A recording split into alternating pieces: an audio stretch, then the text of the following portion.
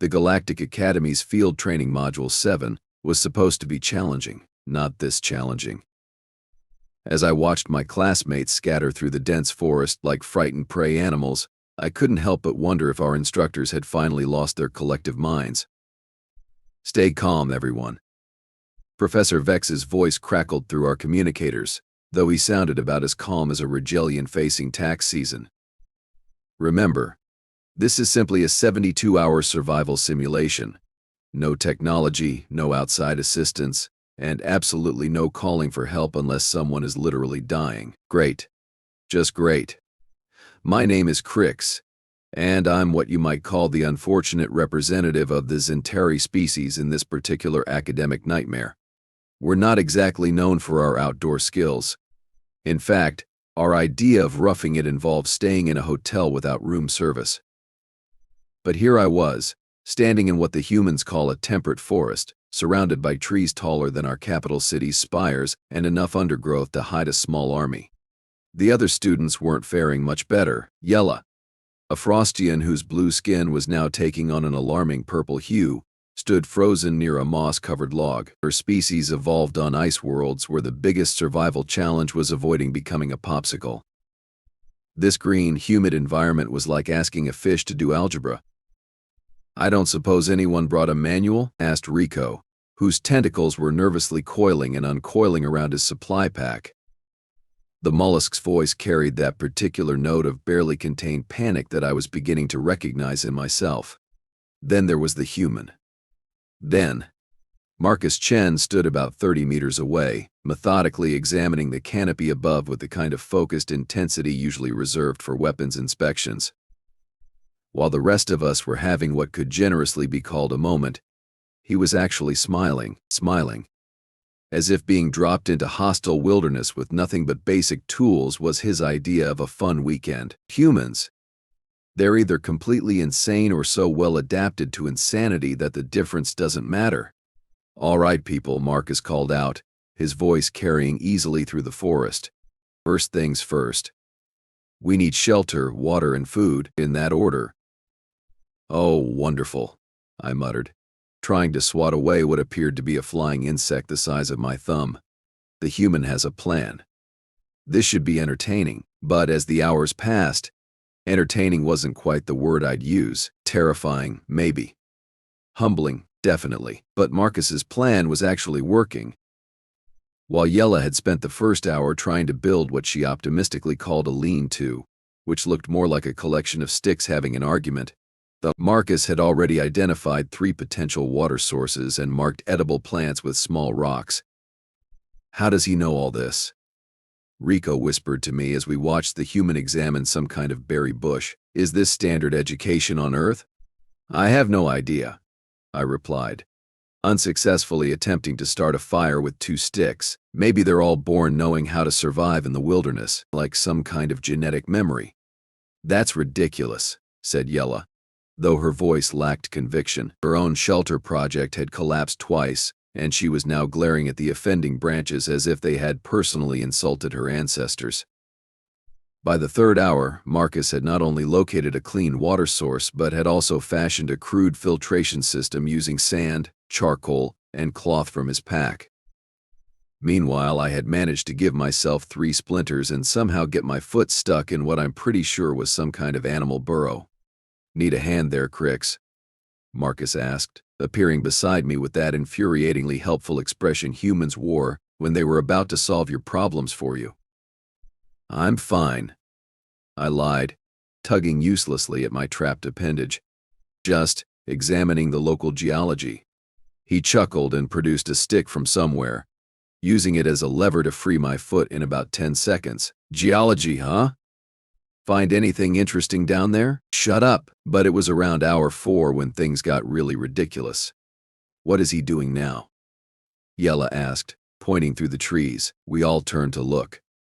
Marcus was standing at the base of a massive oak tree, tilting his head back to study the branches above. He'd been there for about 10 minutes, just looking. Then, without warning, he started climbing. Now, I should mention that humans aren't exactly built for climbing. They don't have claws, or suction cups, or even opposable digits on their feet. They're basically terrestrial mammals with delusions of arboreal grandeur. Watching Marcus scale that tree should have been like watching a fish attempt ballet. Instead, it was like watching someone who had been climbing trees since before he could walk properly. "Is he part monkey?" Rico asked, his tentacles twitching with nervous energy. "I thought humans were primarily ground-dwelling." "They are," I said, though I was beginning to wonder if our xenobiology classes had been leaving out some important details. But apparently nobody told him that.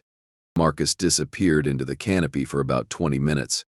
When he came back down, he was grinning and carrying an armload of straight branches. "Right," he announced, dropping his collection near the base of the tree. "Who wants to help me build a treehouse?" The silence that followed was the kind you usually hear in the moments before someone announces that the life support systems have failed. "A treehouse?" Yella repeated slowly, as if the words didn't quite translate properly in her universal communicator. "Sure. Basic platform about 4 meters up, maybe 5 by 5 meters, nothing fancy. Should take about 6 hours if we work together." 6 hours. The human thought he could build an elevated shelter in 6 hours using nothing but forest materials and basic tools. I was still trying to figure out how to make fire without setting myself ablaze. "Marcus," I said carefully, "I don't want to be negative here, but building a treehouse seems a bit ambitious." "Don't you think?" he shrugged. "Not really. I built my first one when I was 8. Of course, that one fell down and nearly broke my arm. But you learn from mistakes, right?" 8. He'd been building treehouses since he was 8 Earth years old, which, if I remembered my human development charts correctly, was roughly equivalent to a toddler by most civilized species standards. "This is insane," Rico muttered. "We're going to die out here while the human plays architect." But Marcus was already working. He'd selected 4 trees growing in a rough square pattern and was measuring distances between them using what appeared to be his own arm span as a unit of measurement. Then he started cutting. The sound of his survival knife slicing through wood was rhythmic, almost meditative. But what really got our attention was his efficiency. Every cut was deliberate, every movement purposeful. He wasn't just randomly chopping at trees, he was following some kind of plan that existed entirely in his head. "Should we help him?" Yella asked after Marcus had been working alone for nearly an hour. "Help him do what?" I replied. "I still don't understand what he's trying to accomplish." "Build a treehouse," Rico said. He was quite clear about that, but why? That question hung in the air for another hour while Marcus continued his mysterious construction project. He'd cut dozens of branches to specific lengths and was now doing something complicated with rope that involved knots I didn't recognize. By hour 6, it was getting dark. The forest, which had seemed merely intimidating during the day, was now taking on distinctly sinister qualities. Strange sounds echoed from the shadows, and I was beginning to regret every life choice that had led me to this moment. "I don't suppose anyone actually managed to build a shelter?" I asked, looking around at our pathetic attempts at wilderness survival. Yella's stick pile had evolved into something that might charitably be called abstract art. Rico had given up entirely and was now sitting on his pack, staring morosely at the darkening sky. And I had somehow managed to get rope burn from trying to tie a knot that should have been simple. "Hey guys," Marcus's voice drifted down from above. "Come check this out." We looked up. Marcus was standing on what appeared to be a solid wooden platform suspended about 4 meters off the ground between 4 trees. He was illuminated by the glow of what looked like an actual fire burning in some kind of contained space. "How?" Yella started, then stopped. "When did he?" "It's been 6 hours, Rico said, checking his chronometer. Exactly 6 hours. Marcus had built a treehouse. A real, functional, elevated shelter complete with a fire pit and what looked like a rudimentary roof in 6 hours. Using nothing but materials he'd found in the forest and tools from his basic survival kit. "Coming up?" he called down. "There's room for everyone, and the view's pretty nice." The climb up was terrifying. The rope ladder Marcus had constructed felt sturdy enough, but my legs were shaking by the time I reached the platform. Once I was up there, though, I had to admit the human knew what he was doing. The platform was solid. Not just functional, but actually comfortable. Marcus had even woven some kind of windscreen from branches and leaves that blocked the worst of the evening breeze. The fire pit was safely contained in a ring of stones, and there was enough room for all four of us to sleep without crowding. "This is impossible," I said, running my hand along the perfectly smooth edge of the platform. "You can't build something like this in 6 hours," Marcus shrugged, poking at the fire with a stick. "It's just basic carpentry. My dad taught me when I was little, said if you're going to build something, might as well build it right." "Your father taught you this as a child?" Yella asked, her voice filled with the kind of awe usually reserved for discussing faster-than-light travel. "Sure. Most human kids learn basic construction skills. You know, tree forts, model planes, that sort of thing. Keeps us out of trouble." Rico's tentacles were exploring the construction joints with obvious fascination. "These connections are incredibly sophisticated. The load distribution alone must have required complex calculations." "Nah," Marcus said, settling back against one of the support posts. "Just eyeballed it. You develop a feel for this stuff after a while." Eyeballed it. The human had eyeballed engineering calculations that would have taken our best architects hours to compute. "So," I said, trying to keep my voice casual, "what do humans typically do for entertainment in situations like this?" Marcus grinned. "Well, usually we tell stories, ghost stories, mostly. Really get the blood pumping." "Ghost stories?" Yella looked confused. "Stories about the deceased?" "Scary stories," Marcus clarified. "You know, to pass the time, make things interesting." I looked around at our current situation. We were sitting in a tree, in the middle of an alien forest, on a platform built by someone who apparently learned advanced engineering as a childhood hobby. "I think," I said carefully, "that things are already interesting enough." But as the fire crackled and the strange sounds of the forest night surrounded us, I had to admit that Marcus's impossible treehouse was probably the difference between a miserable night huddled on the ground and something that might actually qualify as comfortable. The human settled back with his hands behind his head, gazing up at the stars visible through the canopy. "Tomorrow," he said conversationally, "I'm thinking we tackle the water collection system. Maybe rig up some rain gutters on the roof. Oh, and we'll need a proper food storage area. Can't have animals getting into our supplies. Tomorrow." He was already planning improvements, as if building a treehouse in 6 hours was just the warm-up. "Marcus," I said, "exactly how much survival training do humans receive?" "Training?" He looked genuinely puzzled. "This isn't training. This is just camping." The human considered this entire nightmare scenario to be recreational activity. I settled back against my own support post and closed my eyes. 2 more days of this. 2 more days of watching Marcus casually accomplish things that should have been impossible, while the rest of us struggled with basic tasks like making fire. From somewhere in the forest below, something howled. It was a long, mournful sound that seemed to echo the feelings of every non-human student currently questioning their life choices. But up in Marcus's impossible treehouse, with a warm fire and solid walls around us, it didn't seem quite so threatening. Which, I realized, was probably exactly the point. "Good night, everyone," Marcus said cheerfully. "See you in the morning." And with that, the human who had built a treehouse in 6 hours rolled over and went to sleep as if this was the most natural thing in the world. The rest of us lay awake for quite a while longer, staring at the ceiling of our impossible shelter and wondering what other surprises the next 2 days might bring. Dawn broke with the sound of Marcus whistling, actual whistling, as if he'd had the most restful night of his life instead of sleeping on a wooden platform 4 meters above ground in hostile wilderness. "Morning, everyone," he called out cheerfully. "Coffee's ready." Coffee. The human had somehow produced coffee. I cracked open one eye to see Marcus crouched beside our fire pit, which was now somehow burning merrily despite the fact that I was certain it had died out during the night. A metal container that definitely hadn't been there yesterday was steaming gently above the flames, where I croaked, my voice still thick with sleep. "Did you get coffee?" "Made it," Marcus replied, as if this explained everything.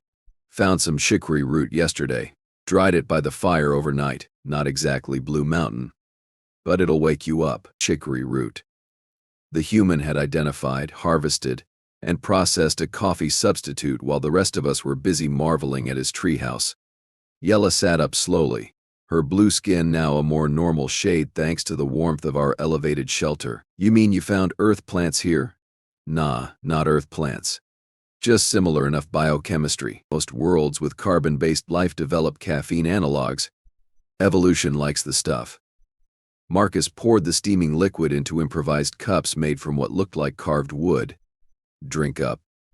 We've got a big day ahead." Rico's tentacles were already reaching for his cup before his brain fully engaged. "Big day? What kind of big day?" Marcus grinned, that particular human grin that I was learning meant trouble. "Well, I figured we should probably upgrade the place a bit. Maybe add a second level. Expand the water collection system. Set up a proper workshop area." 24 hours into a survival test, and the human wanted to establish a workshop, Marcus, I said carefully, accepting my cup of impossible coffee. "This is supposed to be a survival exercise, not a construction project." "Same thing, really." He shrugged, settling back with his own drink. "Survival's just applied engineering with limited resources." The coffee was actually good. Bitter, earthy, with a slight nutty undertone that reminded me of the expensive blends served in the Academy's faculty lounge, which was probably because Marcus had somehow managed to create a professional-grade beverage using nothing but forest materials and a campfire. "How long," Yella asked slowly, "did it take you to learn all this?" "Learn what?" "Bad, everything." She gestured wildly at our surroundings. "The building, the plant identification, the fire management, the coffee brewing." Marcus looked genuinely confused. "I don't know. Since I was little, I guess. My family used to go camping every summer. Dad said it was important to know how to take care of yourself without depending on technology every summer." For his entire childhood, this human had been practicing survival skills as a recreational activity. "Your parents deliberately placed you in hostile environments?" Rico asked, his voice carrying a note of horror. "For fun." "Well, yeah. Some of my best memories are from those trips. Nothing beats sitting around a campfire with your family, roasting marshmallows and telling stories." Roasting marshmallows. They had turned wilderness survival into a social activity involving confectionery. "Right," I said, finishing my coffee and trying to process this new information. "So, what's this about a second level?" Marcus's eyes lit up. "Oh, you're going to love this. See, if we extend the platform upward, we can create multiple specialized areas, sleeping quarters on the current level, workspace above, maybe even a small observation deck at the top." "Observation deck," Yella repeated flatly. "Sure. Great for keeping watch, studying local wildlife, that sort of thing. Plus, the view will be amazing." He was already moving, gathering tools and materials with the kind of focused energy that suggested this wasn't just idle planning. Within an hour, Marcus had somehow convinced all of us to help with his expansion project. I found myself holding rope while he tied knots that looked like they belonged in an engineering textbook. Yella was sorting branches by length and thickness according to specifications that Marcus seemed to pull from thin air. Rico was weaving what Marcus called wall panels from flexible shoots and leaves. "This is insane," I muttered as Marcus shinned up a tree with rope and pulleys to establish anchor points for the second level. "We're supposed to be surviving, not building a forest resort." "Speak for yourself," Yella replied, carefully notching a support beam under Marcus's direction. "I haven't felt this useful since, well, ever." She had a point. Despite my complaints, there was something oddly satisfying about the work. Marcus had a way of breaking down complex tasks into manageable steps, and he never made us feel stupid when we didn't understand something the first time. The key, he explained while demonstrating a particular lashing technique, is to work with the materials instead of fighting them. Wood wants to bend in certain directions. Rope has natural tension points. Once you understand what everything wants to do, construction becomes a conversation instead of a battle. It's a conversation with construction materials. Only a human would anthropomorphize carpentry, but it worked. By midday, we had a second platform taking shape above the first. Marcus had somehow engineered the expansion to use the existing support structure while actually making the entire construction more stable. Load distribution, he explained when I asked how this was possible. The weight of the second level actually helps anchor the whole system. Basic physics. The human casually referenced advanced structural engineering as if it were elementary mathematics. Around lunchtime, Marcus announced that we needed protein. Protein for what? Rico asked. For eating. Marcus replied patiently. We've been burning a lot of calories with all this construction. Need to replace them with something more substantial than berries and roots. I didn't like the sound of this. What kind of protein? Fish would be ideal. Clean, efficient, sustainable. Marcus was already gathering materials for what looked suspiciously like another project. They just need to set up a few traps downstream. Fish traps. Of course. Because building a multi-level treehouse wasn't enough of a challenge, Marcus, I said. How exactly do you plan to catch fish with no fishing equipment? Who said anything about equipment? He grinned. We're going to build some. An hour later, we were standing by the stream Marcus had identified on the first day, Kate watching him construct what could only be described as an engineering marvel disguised as a fish trap. He'd woven flexible branches into a funnel shape, creating a one-way entrance that would allow fish to swim in but not out. The entire contraption was anchored to the stream with carefully placed stones and positioned to take advantage of the current flow. This is incredibly sophisticated, Yella observed, running her fingers along the weave pattern. The hydrodynamics alone must have required significant calculation. Not really, Marcus said, making final adjustments to the trap positioning. Just think about what the fish want to do and give them a path that leads where you want them to go. Think about what the fish want to do. The human was applying psychology to aquatic wildlife management. How long until we catch something? Rico asked. Should start seeing results in a couple hours. Fish around here seem pretty active during late afternoon.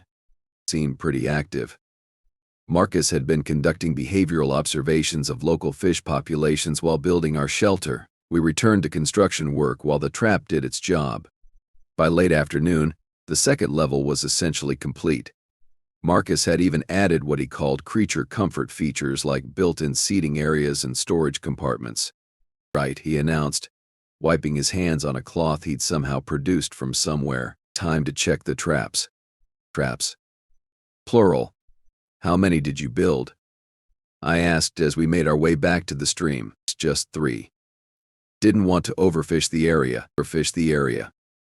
The human was practicing conservation management during a survival exercise. The first trap contained 2 fish of moderate size. The second held 3 smaller ones. The third was empty. But Marcus nodded approvingly at the bait consumption pattern. Good flow rate through this one, he observed. I'll adjust the funnel angle tonight. Just the funnel angle. He was optimizing his fishing technology based on initial performance data. Back at our treehouse, Marcus demonstrated fish preparation techniques that somehow transformed our catch into what could generously be called gourmet wilderness cuisine. He'd found wild herbs and seasonings, constructed a smoking rack from green wood, and managed the fire with the precision of a professional chef. Where did you learn to cook? Yella asked, watching Marcus flip fish fillets with a tool he'd carved from a straight branch. Same place I learned everything else. Family camping trips mostly. Mom always said there was no excuse for bad food just because you were outdoors. His mother had taught him wilderness cuisine as a child. Because apparently human child rearing included comprehensive survival training disguised as family recreation. The fish was delicious. Better than delicious, actually. It was the kind of meal that made you forget you were eating something caught from a stream and cooked over an open fire. This is restaurant quality, Rico said around a mouthful of perfectly seasoned fish. How is this restaurant quality? Proper technique and good ingredients, Marcus replied. The fish is fresh, the herbs are local, The smoking adds complexity. Not much different from what you'd get in a good establishment, not much different from a restaurant. Because the human had recreated fine dining in the wilderness using nothing but found materials and improvised tools. As evening approached, Marcus announced his plans for the night. Right, so tonight I'm thinking we set up a watch rotation. Not that there's any real danger, but it's good practice. Also, I want to work on expanding the water collection system. Maybe set up some spillways to channel rainwater into storage containers. Storage containers? I asked. What storage containers? The ones I'm going to make from bark and tree sap. Should have them ready by tomorrow evening. Tomorrow evening. Marcus was planning to create waterproof containers using tree products in less than 24 hours. Also, he continued, I've been thinking about communication. We should probably set up some kind of signaling system, maybe mirrors for long distance, smoke signals for medium range. Signaling system. The human wanted to establish a communications network. Marcus, I said slowly, exactly how long are you planning to stay out here? He looked genuinely surprised by the question. As long as the exercise lasts, I guess. Why? It's just you keep making improvements like we're going to be here permanently. Well, yeah. If you're going to be somewhere, might as well make it as comfortable and functional as possible. Basic quality of life stuff. Basic quality of life. The human considered multi-level treehouses with workshop areas and communication networks to be basic quality of life.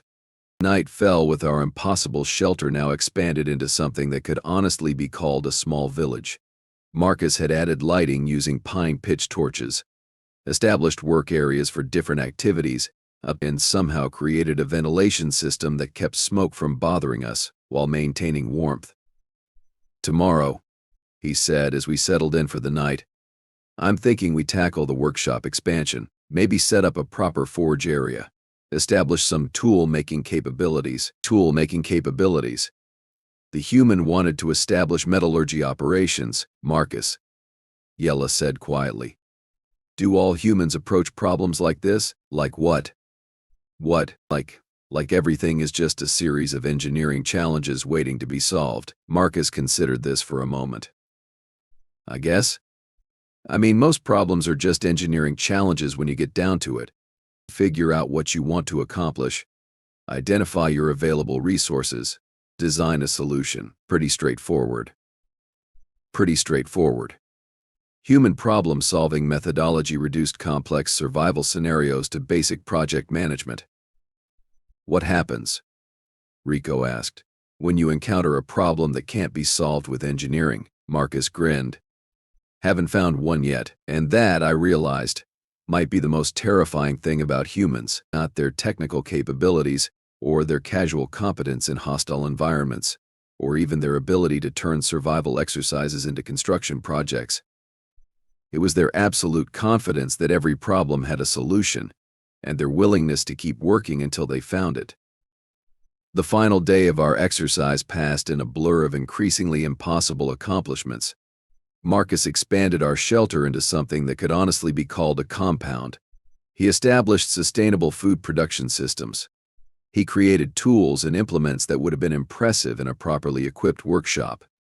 When Professor Vex arrived to collect us, he found 4 students living in what could only be described as a wilderness resort, complete with multi-level architecture, running water, and what Marcus called basic amenities.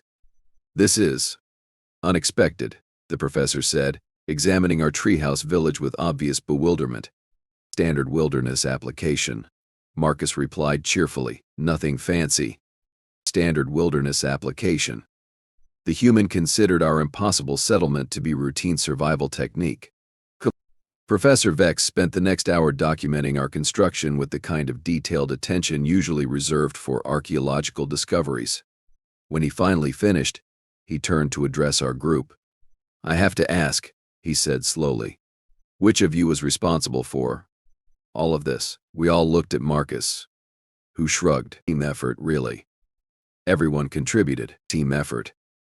The human was modest about single-handedly revolutionizing wilderness survival. As we packed our gear and prepared to leave our incredible treehouse village, I found myself looking back at what Marcus had accomplished in 72 hours. You know, I said to him, as we climbed down from our elevated home for the last time, other species are going to hear about this. Yeah? Marcus looked interested. Think they'll want to try similar techniques?